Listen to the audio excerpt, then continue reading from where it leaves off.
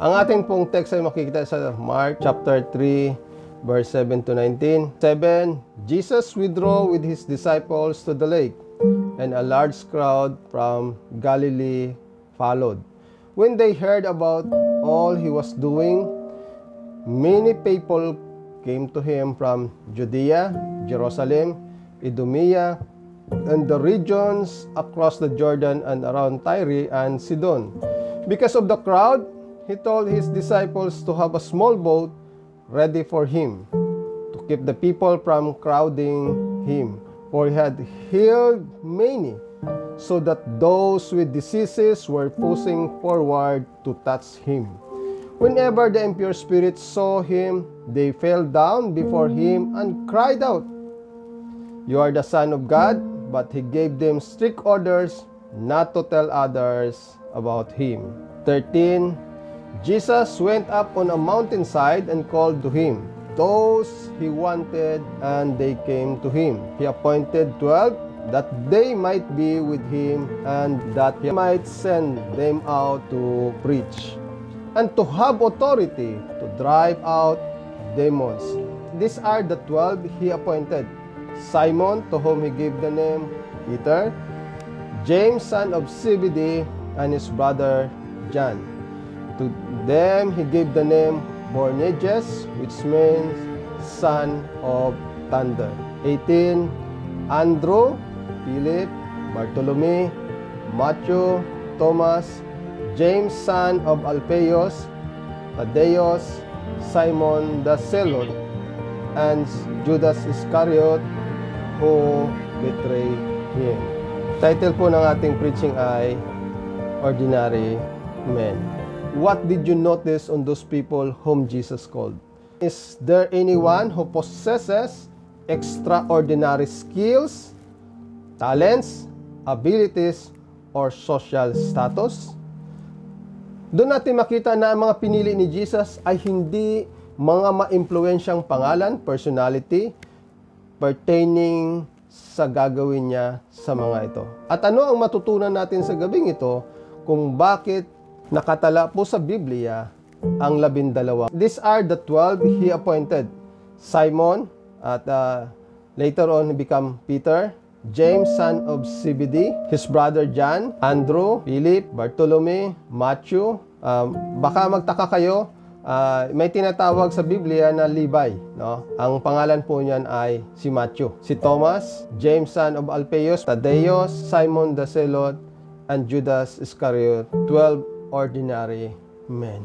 Wala sa 12 yung masabi natin na may social status. Dito makita natin na merong purpose ang Diyos at ganun kalalim ang isipan ng Diyos at yung mga plano niya ay hindi natin alam. Nabubulaga lang tayo sa mga ginagawa ng Diyos dahil yung mga expectation natin, no, bilang mga Kristiyano, hindi yun ang nangyayari. Makikita din natin sa Mark chapter 3, no, 13 to 18, Jesus went up on the mountainside and called those he wanted, and they came to him. Those he wanted, no? Yung mga pinili niya. Meron pong basihan ang pagiging apostol at ito'y limitado lamang doon sa 12 at ang huling apostol na binabanggit ng Biblia ay si Paul at wala nang iba. Sabi po dyan sa Mark chapter 3, 13 to 18, he appointed 12 that they might be with him. Ang unang basihan po dyan ay that they might be with him, and he might send them out to preach and to have authority to drive out demons. Kailangan yung apostol ni Jesus ay nakasama niya nung nandito pa siya sa lupa.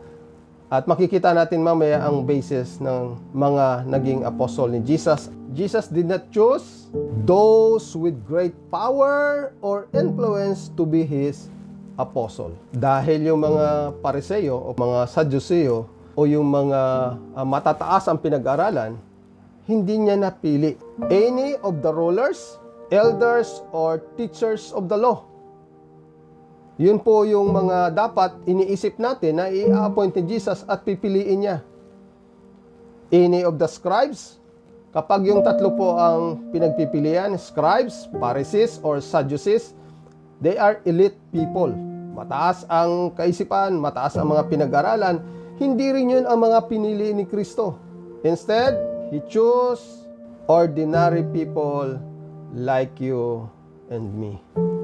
Ganun po ang ginawa ng Diyos sa atin. Kaya kung tayo ay naliliitan tayo sa ating mga sarili, at minsan nga, mapupulaan pa. Pero hindi ibig sabihin na tayo mga hindi kilala ay pinapawalang bahala o walang influence. Kasi ang pinili po ni Jesus ay yung mga ordinary people na kagaya ng mga apostol ni Jesus at kagaya natin na naniniwala sa Kanya. He chose ordinary men empowered for an extraordinary task by an extraordinary God. Because God is so powerful, no? Infinite ang kanyang power at ang kanyang kapangyarihan ay magmamanifest kahit sino ang gagamitin niya at pipiliin niya. Pinapatunayan lang na si Jesus, binaliktad niya ang kultura. Kung titingnan natin, iba ang ina-expect ng mga Hudyo. Dahil ang katotohanan dyan, oppressed sila palagi. At inisip nila, darating isang napaka-powerful na tao, tapos mayayanig ang buong mundo at ititik over ni Jesus ang pamunuan. Pero instead, nung ipinanganak si Jesus, doon sa sabsaban pa. No?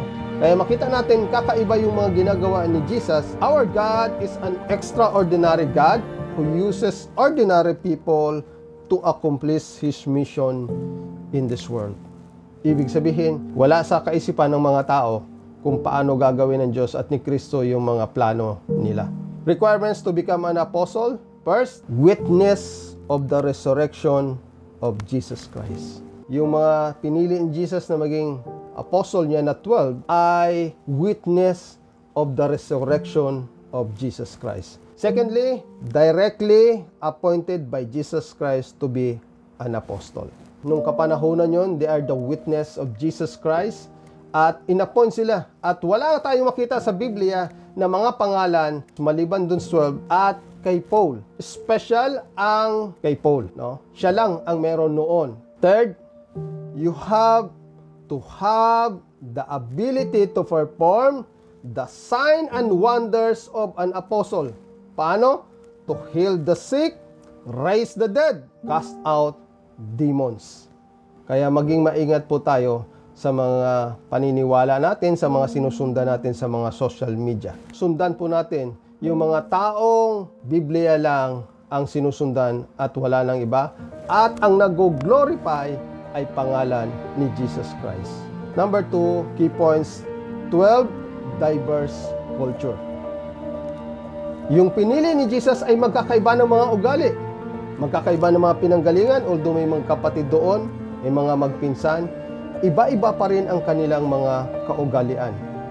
The 12 came from different backgrounds. Iba-iba. Peter, Andrew, James, and John were all fishermen. Matthew was a tax collector. At kapag tax collector ka sa kapanahunan ni Jesus Christ, madumi kang tao, corrupt na tao. Simon, a zealot, belonged to a radical, violent political party that hated Rome and hated tax collectors.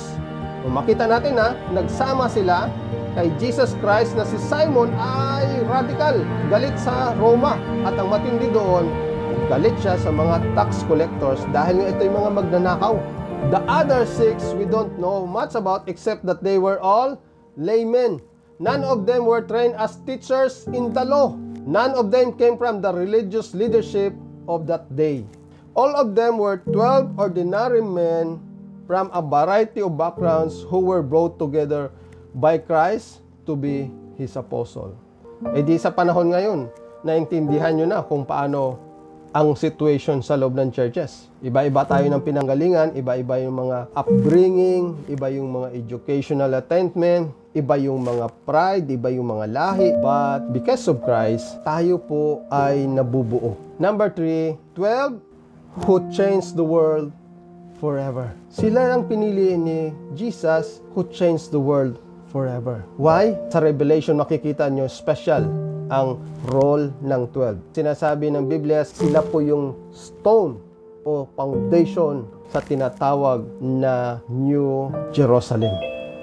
Pero matindi rin ang kanilang mga pinagdadaanan sa buhay. At hindi ito naging madali. In Acts 17:6, he also used Paul. But when they did not find them, they dragged Jason and some brethren to the rulers of the city, crying out, "These who have turned the world upside down had come here too."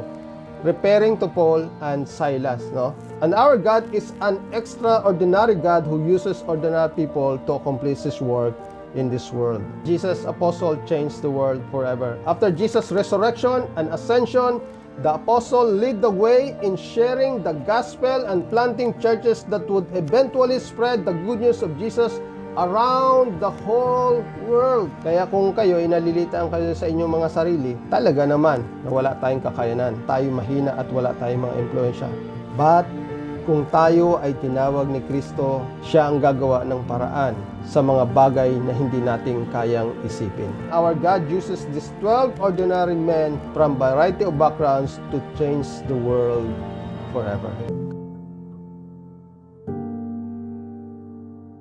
Thanks for watching. Please like and subscribe and click notification bell to keep you updated.